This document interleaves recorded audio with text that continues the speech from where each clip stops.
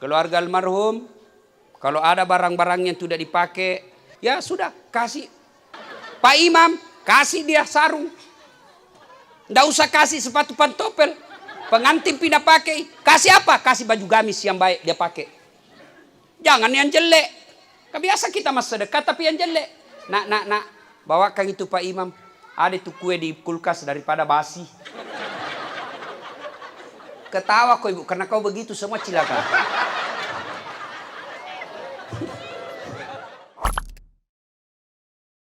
Ibu bapak saudara-saudara sekalian, maka kembali tentang sakaratil maut, ya. Orang menghadapi sakaratil maut macam-macam, ya. Makanya Nabi memberikan jaminan. Ibu-ibu mau mati dalam keadaan masuk Islam? Mau mati dalam keadaan husnul khatimah? Nabi katakan kalau kau mau mati dalam keadaan husnul khatimah, satu, man qama la ilaha illallah ila akhiril hayata dakhalal jannah. Siapa yang mengucapkan la ilaha illallah pasti masuk surga. Itu Nabi jamin. Kalau dia sakaratil maut, la ilaha illallah, yakin pasti masuk surga itu. Bukan dasat yang bilang tapi Nabi.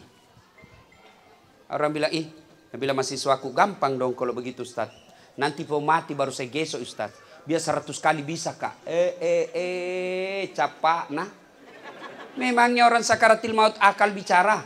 Orang sakaratil maut anak muda bukan akal bicara tapi amal. Pepatah Melayu mengatakan ala bisa karena biasa. Kalau waktu sehat dia terbiasa la ilaha illallah, biar tidak dituntun pasti bisa. Tapi selama hidupnya dia tidak pernah la ilaha illallah, biar kiai pimpinan pondok ketua majelis ulama bisik tidak bisa kau syahadat. Jangankan orang sakaratil maut, orang menikah saja banyak tidak tahu syahadat. Iya toh? Oh di kampung-kampung kan banyak baca syahadat nunggu asyhadu agak sadu ulangi salai asyhadu salako asyhadu salako jengkel punya ditampelin songkok la ilaha illallah. Ya, maka ibu bapak yang hadir di tempat ini, kita berharap matinya husnul khotimah. Mulai sekarang setiap saat la ilaha illallah, la ilaha illallah. Ibu-ibu lagi naik mobil, bukan jika kita bawa kendaraan, bukan kita yang pegang setir, ambil tasbihnya, pegang, ucapkan la ilaha illallah. La ilaha illallah. Tiba-tiba mobil tak gantung, tabrakan, mati. Ibu mati syahid. Matinya husnul khatimah karena mulutnya basah la ilaha illallah. Coba amalkan itu. Ya. Coba diamalkan. Kita tidak tahu ajal kapan. Maka biasakan selalu la ilaha illallah, la ilaha illallah. Yang kedua, kalau mau matinya dalam keadaan husnul khatimah, minta kepada Allah. Doanya sangat sederhana. Taubatan qablal maut, wa rahmatan indal maut, wa maghfiratan ba'dal maut. Ya Allah, dengar. Taubatan qablal maut. Ya Allah, berikan saya kesempatan bertobat sebelum mati. Wa rahmatan indal maut, rahmati ketika dicabut nyawaku. Wa maghfiratan ba'dal maut, ampuni dosaku setelah mati. Tidak susah jito. Tidak ku hafal bahasa Arab. Jama ku bahasa Arab. Kau bukan jago orang Arab. Mak bahasa ogi no. Puang. Tak dampang kesi sebelum tak cabut nyawaku. Amasei kak kota reduk ni nyawaku. Tak dampang mana dosa-dosaku ko mati nak. Ini dikabulkan aman. Maka bapak ibu, nih, bapak-bapak yang sudah muka-muka sakaratil maut. Sudahlah, diduduk-duduk. La ilaha illallah, la ilaha illallah. Nih ibu-ibu, nih.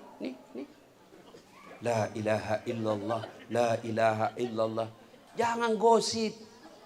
Karena orang itu ala bisa karena kalau sejak hidup, dia pagi cek and recheck, siang gosip, sore lagi, apalagi gosip artis, semua mau tahu pelakor dan lain sebagainya. Nanti kalau mau mati bisik gosip langsung Dia ketawa, serius orang ini bos.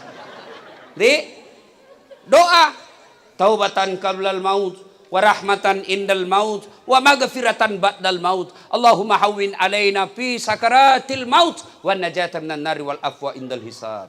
Coba amalkan itu. Tidak kuhafal bahasa Arab, tidak usah bahasa Arab, bahasa Indonesia boleh. Ya Allah, berikan saya kesempatan bertobat sebelum mati. Sayangilah saya ketika kau cabut nyawaku, dan ampunilah saya setelah nyawaku engkau rebut, kau ambil. Aman Pak. 5 kali kita minta setiap selesai sholat, masa Allah tidak kabulkan doa kita? Cobalah. Mau kemana? Pasti kita mati Pak. Maka biasakan itu. Bapak-bapak, ibu-ibu yang sudah tua, sudahlah, tidak usah lagi investasi ini, beli ruko ini, beli ini. Sudahlah, lebih baik kita siapkan sakaratil maut dengan tenang. Yang ketiga, menghadapi sakaratil maut dan bisa husnul khotimah, birrul walidain. Baik-baik sama orang tua. Ibu bapak, adik-adik ini terutama. Kamu remaja masjid. Hitam jidatmu gara-gara sholat. Tiap hari kau ngajar ngaji di masjid sebagai remaja masjid. Kamu puasa Senin Kamis, bahkan tahajud sekali sebulan. Tapi ibumu kau kasih keluar air matanya. Bapakmu kau khianati. Kedua orang tuamu kau sakiti jiwa raganya. Tidak usah raganya saja, jiwanya, hatinya kau sakiti. Demi Allah semua amalmu tidak ada gunanya. Ada 3 perintah Allah yang serangkai, yang artinya tidak boleh dipisah-pisah. Kau laksanakan yang satu, harus yang rangkaiannya harus kau laksanakan. Kau laksanakan yang satu, tidak kau laksanakan rangkaiannya, rangkaian amalmu ditolak. 3 perintah Allah serangkai itu, satu diantaranya aniskurli wali walidaika. Berbuat baik kau kepada ibu bapakmu, tapi berbuat baik pula kau kepada Allah. Berbuat baik kepada Allah, syukur kepada Allah, taat kepada Allah. Tapi kau hianati orang tuamu, taatmu kepada Allah ditolak. Kadang orang tanya, Ustadz, ada tetanggaku baik-baiknya sifatnya Ustadz, membangun masjid Ustadz, bantu orang, tapi ibunya disengsarakan. Bagaimana itu Ustadz? Saya bilang, anak begitu jangankan masuk surga, baunya surga dia tidak akan dapat. Sayang 1000 sayang, anak-anak kita sekarang cerdas, bagus mukanya, cantik rupanya, bagus kulitnya, tapi kurang ngajar kepada orang tuanya. Dengar kalian adik-adikku ini. Dengar kalian. Kalau kalian mau sukses, tidak perlu kau keluar negeri sekolah. Tidak ada jaminan kau keluar negeri kau bisa selamat dunia akhirat. Kalau kalian mau sukses, muliakan orang tuamu, Allah hamparkan kesuksesan dunia akhirat. Termasuk sekarang zaman Covid. Kalau kau sayang orang tuamu, jangan kau keliaran kemana-kemana. Pakai kau masker. Saya ditanya, Ustadz takut sakit? Tidak, demi Allah saya tidak takut sakit. Tapi saya cemas kalau saya sakit, ibuku pasti sengsara pikirannya. Kalau saya sakit, pasti mamaku di kampung kepikiran. Dan saya tidak mau usia senjanya mamak saya berpikir karena saya sakit. Itu namanya kita cinta pada orang tua. Dengar ini bapak-bapak. Kalian kalau mau masuk surga, muliakan ibu bapakmu. Ibu-ibu muliakan ibumu. Dan ibu-ibu yang punya suami, jangan gara-gara istri suamimu berdosa kepada orang tuanya. Dengar ini ibu-ibu nih. Dan dengar ini bapak-bapak yang takut sama istrinya. Berhenti kau jadi laki-laki kalau takut kau sama istrimu. Jangan ketawa. Dengar ini bu. Ini ibu-ibu ini yang beleng-beleng. Biasa itu Nabi bilang, nenek, pilih kau mamakmu atau saya istrimu. Pret. Mana bisa disuruh pilih? Dengar ini ibu-ibu. Woi. Dengar. Siapa yang lahirkan suamimu? Siapa yang kandung suamimu? Berapa bulan? Siapa yang didik dia? Siapa yang susui dia? Lalu siapa yang dibelikan rumah? Hah? Siapa? Maka jangan kau berkata pilih ibumu atau saya. Tidak mungkin dipilih. Baru alena anak kena. Dengar bu. Kami ini laki-laki. Dari rahim ibu 9 bulan. Disusui oleh ibu 2 tahun. Diajari makan, diajari bicara, diajari tak langkah. Diajari tutur kata, diajari sopan santun. Itu ibu yang lakukan kepada anak-anak kami sebagai suami. Lalu setelah besar dan menikah, demi Allah, siapa dulu yang kita belikan rumah? Istri kita. Siapa yang terima gaji kita? Istri kita. Tidak kita kasih ibu. Itu karena kita sayang sama istri. Maka jangan kau buat suamimu berdosa gara-gara kamu. Tenang Pak, saya bela kau hari ini. Kadang-kala ini ibu-ibu merasa tidak disayang. Siapa bilang kalian tidak disayang? Itu sayangnya suami. Coba lihat, dia pegawai negeri. Apa ibunya yang terima gajinya? Istrinya. Apa ibunya dibikinkan kamar dengan AC? Tidak, tapi istrinya. Lalu jangan kau buat suamimu berdosa kepada ibunya gara-gara kalian sebagai istri. Demi Allah, istri yang durhaka sama mertuanya, karena mertua adalah orang tuamu juga. Maka yang baik, sampaikan kepada suamimu. Sayangi ibu, meskipun dia tidak melahirkan saya, tapi melahirkan engkau, maka muliakan ibumu. Insya Allah rezeki kita dalam rumah tangga bahagia. Maka hikmah kedua tausiah kita kali ini, muliakan orang tua. Ibu-ibu, muliakan orang tua. Didik anak. Tidak apa-apa anak kita tidak ada sekolahnya, yang penting dia punya akhlak. Daripada dia sekolah ke luar negeri, banyak gelarnya, sampai dokter spesialis, sampai dia pengusaha sukses, tapi tidak tahu memuliakan ibu bapaknya, ibu menjadi orang yang rugi melahirkan anak. Cuma memang ibu-ibu sekarang tidak mendidik anak dengan baik. Kalau dulu ibu-ibu itu kan perhatikan anaknya, napas susu, ya, dia ajar baik-baik, dia gendong. Sambil mencuci, kasihan itu dia gendong. Maka saya heran lihat ibu-ibu sekarang.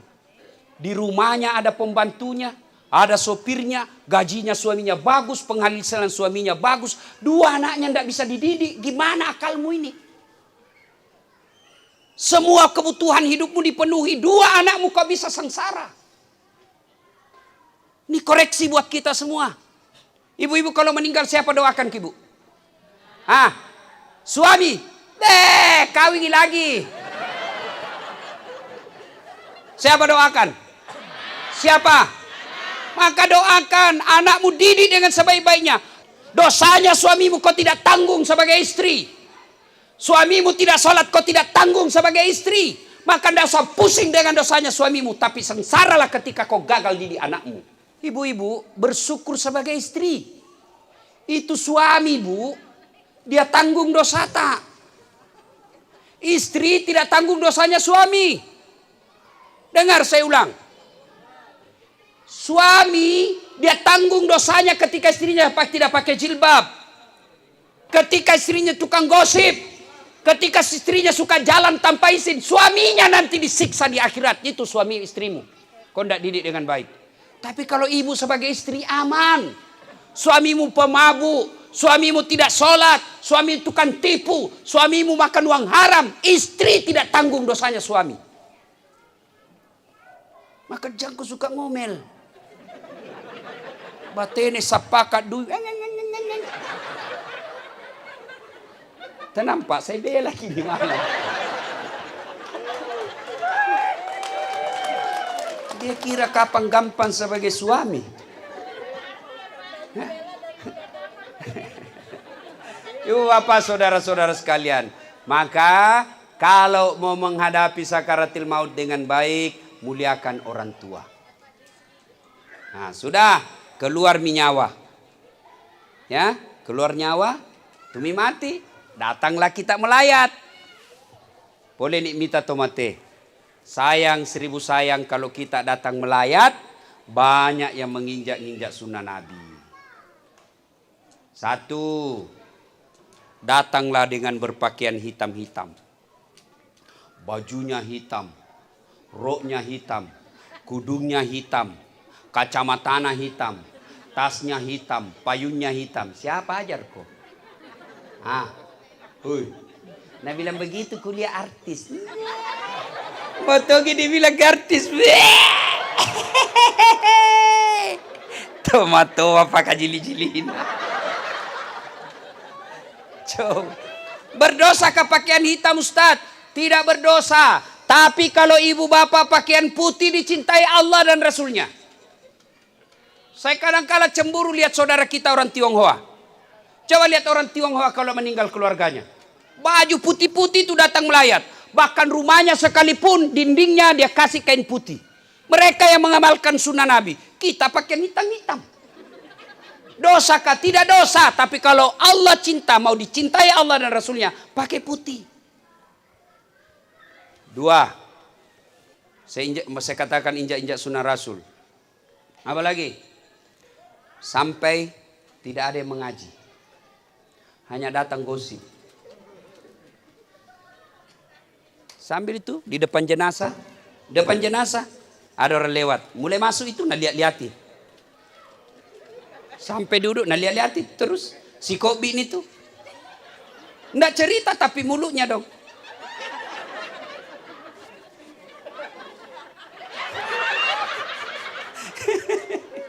Tanya kenapa, Anda bilang palsu lipstiknya.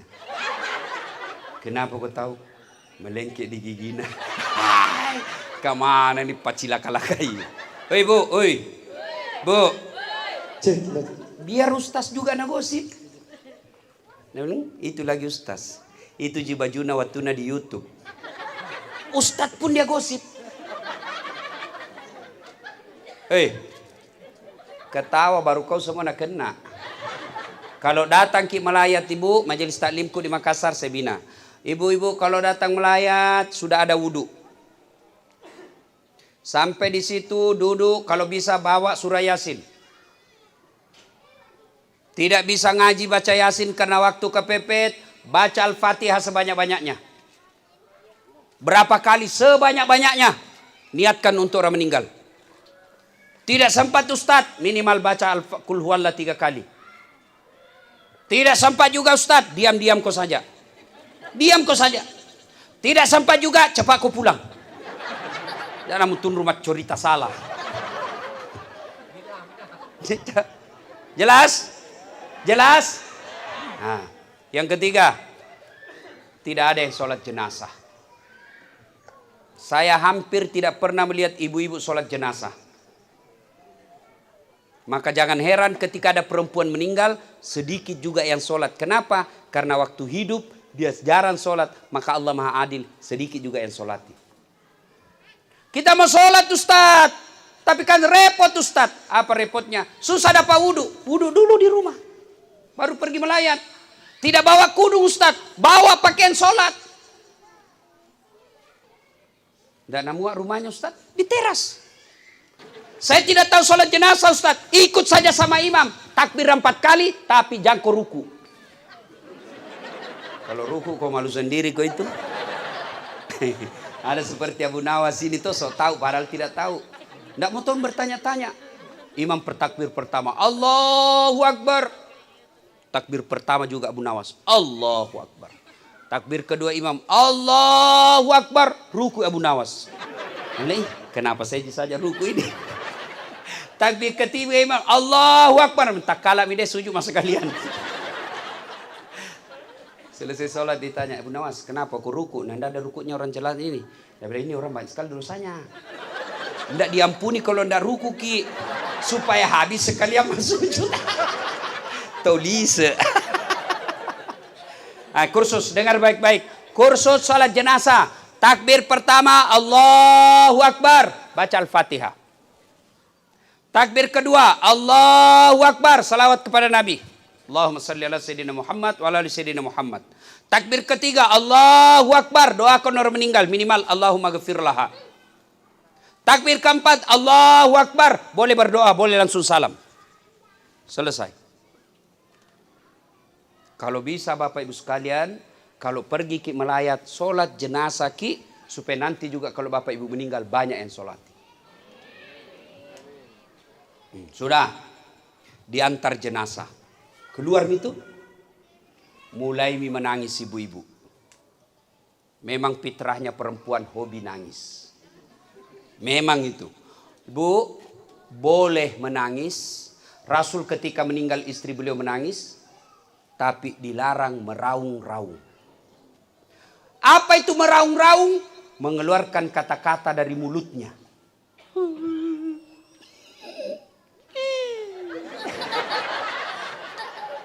Ada orang meninggal suaminya. Kayak Sindrili. Kayak kacapi. Mati tongan ni ambo muana. Dia nak gagapan riku anak. Nah negara anaknya dia gagapan ri malupu dah. Tidak boleh menangis. Boleh menangis tapi tidak boleh meratap. Ya Allah, baik betul ini anak saya, Allah. Sabar dan baik solatnya, ya Allah. Kenapa anakku yang soleh ini kau ambil? Kenapa bukan anaknya tetangga yang nakal? Tidak boleh begitu. Alladzi iza asabatum musibah qalu inna lillahi wa inna ilaihi raji'un. Sedih perasaan itu biasa. Makin sedih ucapkan saja inna lillahi wa inna ilaihi raji'un. Itu aja ulang-ulang. Diantar keluar. Kalau di Makassar itu orang antar jenazah, Pak. Bikin takut-takut. Naik PT-PT di atap nih. Bonceng 3. Nak buka helmnya. Buka bajunya. Nak putar bajunya. Orang mati. Orang mati.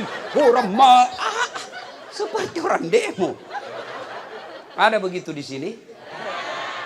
Kalau di Makassar, Pak. Kayak supporter PSM.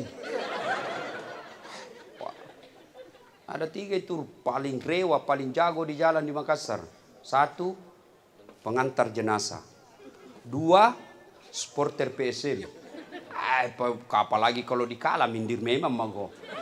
Yang ketiga, pemadam kebakaran. Kalau pemadam kebakaran biar supporter gusur ke semua. Ya. Nah, lalu apa yang dilakukan ketika ngantar jenazah? Yang paling baik kita lakukan adalah la ilaha illallah, la ilaha illallah. Tidak usah buru-buru, nah kuburnya juga sudah siap. Sampailah kita di pemakaman. Nah, ini banyak yang keliru. Sampai di pemakaman diinjak-injak kuburnya orang. Dia duduki batu nisannya orang. Dia merokok di atas batu nisannya orang. Itu haram. Sama kau injak dan kau duduki api neraka. Tidak boleh. Saya berharap kuburannya nanti almarhum jangan dikasih mewah. Ya.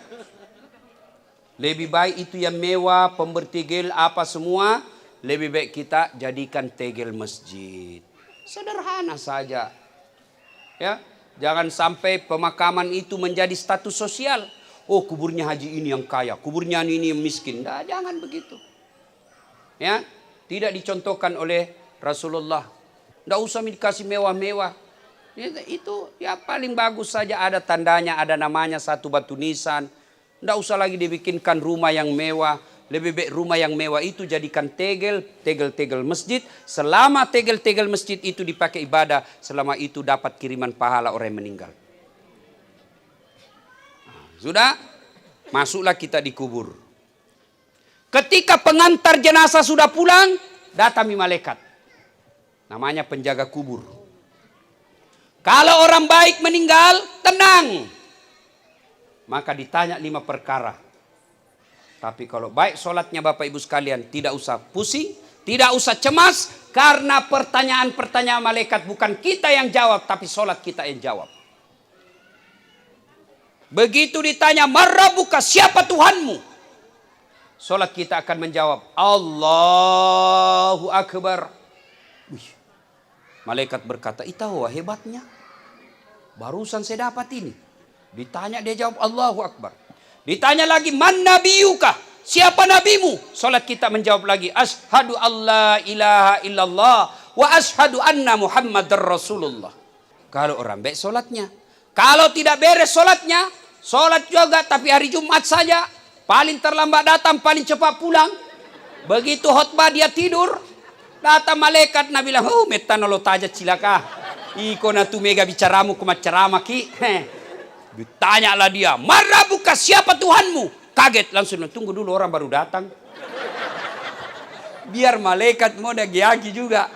Ditanya lagi, "Marrabuka, siapa Tuhanmu?" Kaget langsung dia jawab, "Ketuhanan yang Maha Esa." Langsung disemes.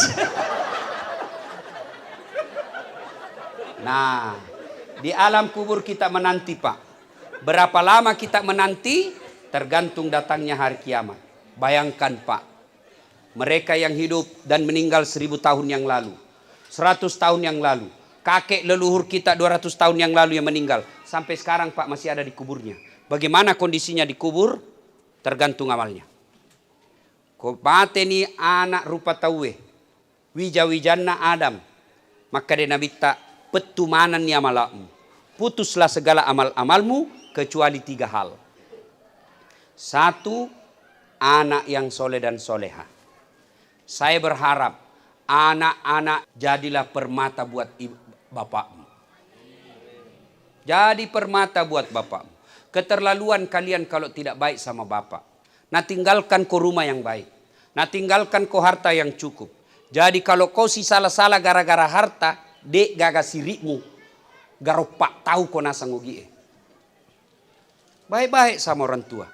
Bagaimana cara berbuat baik sama orang tua? Gampang. 1, doakan. Bagaimana cara mendoakannya? Tidak banyak kita minta. Tidak harus bahasa Arab. Ya Allah, ampuni dosa bapakku. 2, terima amalnya. Karena ada amal tidak diterima. Amal yang bagaimana? Bagi-bagi sembako. Bagi-bagi kudung karena pilkada. Pilcale. Ini ada kudung. Tapi mau dicoblos. Oh, dek naletuk, bos. Tapi kalau ada seperti itu, kita doakan. Tidak ada mustahil. Ya Allah, terima kodong amal-amalnya bapakku. Yang ketiga, lipat gandakan segala kebaikannya. Kalau amalnya meninggal cuma bawa 10 karung baik kebaikan, maka kita minta jadikan 1 juta karung. Lipat gandakan. Yang keempat, lapangkan alam kuburnya, jadikan kuburnya menjadi taman-taman surga. Itu saja. Jadi setiap selesai sholat, adik-adikku ini, anaknya almarhum, setiap selesai sholat minimal bacakan Fatihah. Termasuk istri-istrinya. Ini enaknya kalau banyak istri. Banyak doakan kita. Ya, jangan ketawa, saya serius. Kalau bapak 1 istri, 1 didoakan ki. Saya di rumah 4 istri tidak ada ribut. Alhamdulillah 4 istri di rumah saya tidak ada ributnya. Istriku, istrinya adekku, istrinya kakakku, istrinya tetangga, 4 istri tenang-tenang dia.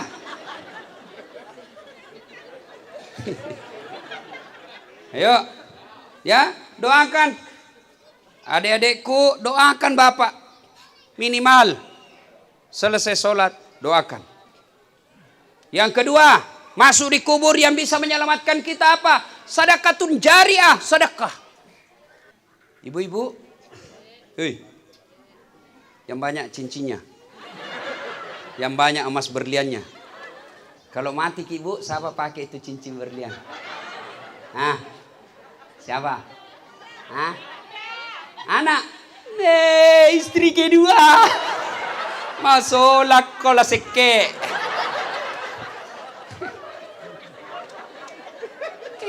Dia ketawa, saya serius ini bu.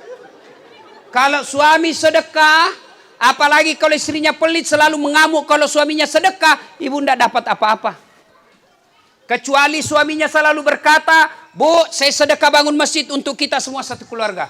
Bu, saya masukkan ini hari Jumat sedekah untuk kita. Nah, itu ibu dapat. Tapi kalau dirahasiakan karena ibu selalu ngamuk, oh, suami masuk surga, ibu masuk neraka, mucit dak kola seke. Makanya jangan kau seke. Tidak ada rusuka itu orang seke. Tahu seke? Nah, bilang di kampungku kekirgal lah paku jambatang. Makedi. Ya, tidak ada suka itu orang seke. Ibu-ibu, suka tetangga yang pelit atau yang seke? Suka tetangga yang dermawan atau yang pelit? Suka menantu yang pelit atau dermawan? Suka pejabat yang pelit atau dermawan? Tidak ada orang suka orang pelit. Bahkan orang pelit sekalipun tidak suka sama orang pelit. Iya toh? Soalnya kopi rumah nama seke, padahal dia juga seke. Maka ibu-ibu ketika sudah meninggal masuk di kubur, rumah mewah anak-anak yang miliki, tabungan miliaran anak yang punya. Tapi yang kita miliki yang telah kita sedekahkan. maka selama masih hidup sedekahlah. Belajar kisah Al-Quran. Ketika kita sudah meninggal, lalu kita bangkit, lalu kita gosok mata dan ketemu dengan malaikat. Malaikat, hari apa ini? Kau sudah mati. Lalu sang jenazah berkata, "Pali suka kasih kolinoe, kembalikan saya ke dunia. Untuk sholat tidak, untuk puasa bukan, untuk haji pun tidak. Untuk apa? Saya hanya ingin berkata, ya Allah, semua harta yang kumiliki kusedekahkan fisabilillah." Itu penyesalannya orang meninggal. Maka sebelum terjadi, sedekahlah. Bapak-bapak, sedekah. Jangan bilang nanti mati ke anakku sedekah, Kak. Jangan. Iya kalau anak tak baik. Kalau anak tak botok. Iya anak tak baik tapi takut sama istrinya. Begitu mau sedekah apa nak bilang istrinya? Apa? Bapakmu bapak.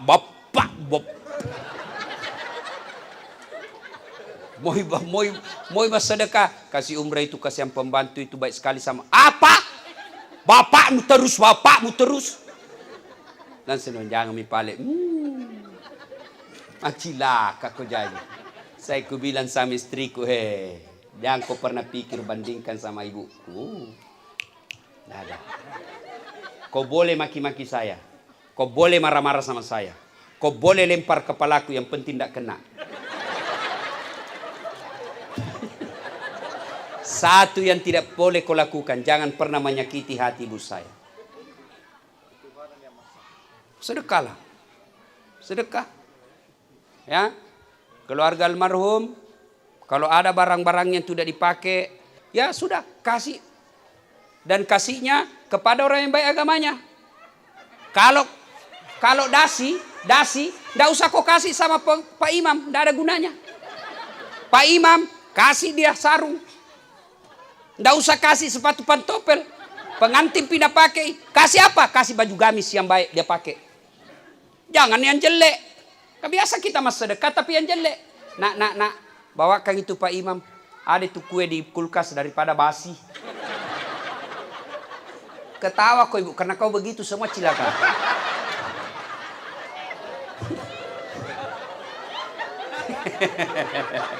Nah bayangkan ya Lena ibu Sedekahlah bu. Sedekahlah. Demi Allah tidak ada orang bangkrut gara-gara sedekah. Kemudian yang ketiga yang bisa menyelamatkan kita di kubur adalah apa? Ilmu yang bermanfaat. Makanya ketika dengar ceramah seperti ini, ibu dapat ceramah-ceramahku, ya, ibu tidak usah ceramah, sebarkan saja, langsung sebarkan ke grup WhatsApp, ibu dapat pahala seperti pahala saya tanpa mengurangi pahalaku. Jangan juga diplesetkan. Yang paling banyak plesetkan itu di TikTok. Dilihat. Ada itu. Dilihat. Dosa. Tidak dilihat. Barang bagus. Iya mirona poji. Ibu bapak saudara-saudara sekalian. Nah yang jelas orang yang sengsara alam kuburnya. Orang yang tidak beres solatnya. Kata Nabi al-mutakhawilu bis sholah. Yang menganggap enteng solat. Biar bangun masjid 3.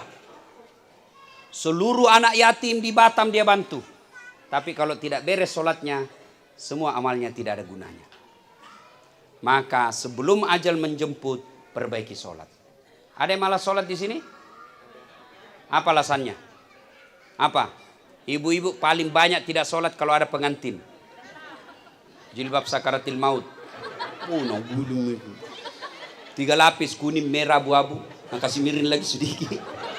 Tiba waktu sholat, hayya ala sholat. Nabi bilang, suami pikir sembahyang. Nabi bilang, sadar kok pak. Sadar main kusuruh ke sholat. Kau ndak lihat ini kondekku. Kau ndak lihat ini jilbabku 1 jam dipakai. Ngaji kajili-jili. Ya, sholat. Paling banyak ibu-ibu juga tidak sholat ketika selesai haid. Dia bilang katanya kalau selesai haid Ustadz subuh baru mulai. Sekalinya subuh kesiangan. Nabi bilang besok pi lagi. Tidak. Kalau Isya bersih, Isya mulai sholat. Duhur bersih, duhur mulai sholat. Tidak boleh tunggu subuh. Ya, demi Allah, orang yang tidak sholat tidak akan dapat keselamatan di akhirat. Maka perbaiki saja sholat. Insya Allah, as-salatu miftaul khair. Sholat itu kunci kebaikanmu. Maka kalau ada sholatnya, kebaikan-kebaikannya akan diperiksa. Tapi kalau tidak ada sholatnya, seluruh kebaikannya langsung dihapus. Nah ibu bapak saudara-saudara sekalian. Banyak yang ingin kita sampaikan. Tapi waktu jualah yang membatasi kita. Insya Allah lain waktu dan kesempatan kita akan lanjutkan.